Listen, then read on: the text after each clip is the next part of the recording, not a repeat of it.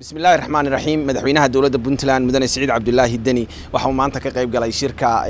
dowladaha xubnaha ka dowladda federaalka Soomaaliya iyo wakiilada beesha caalamka shirka oo ay sidoo kale ka qayb galeen madaxweynayaasha Galmudug Jubbaland Hirshabeelle iyo Koonfur Galbeed waxaa looga hadlay xaaladda guud ee dalku marayo gaar ahaan arrimaha doorashooyinka iyo sidii xal loogu heli lahaa caqabadaha hortaagan inuu qabsoonto doorashadu iyo in maartay shir guud oo loo dhameystiran yahay isugu yimaado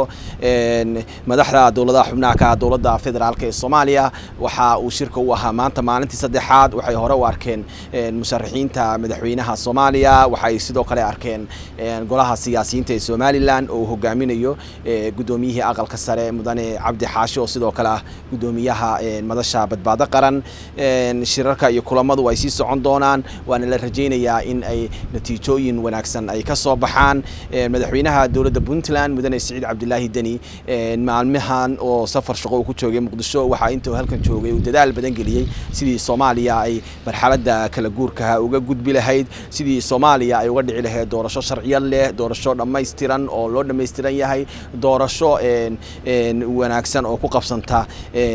si xor ah oo xalaal ah doorasho aan cidna boobin oo aad looga taxadaro taasi dadaaladaas ay qayb ka ahayd dadaalada uu halka u joogo madaxweynuhu magaalada Muqdisho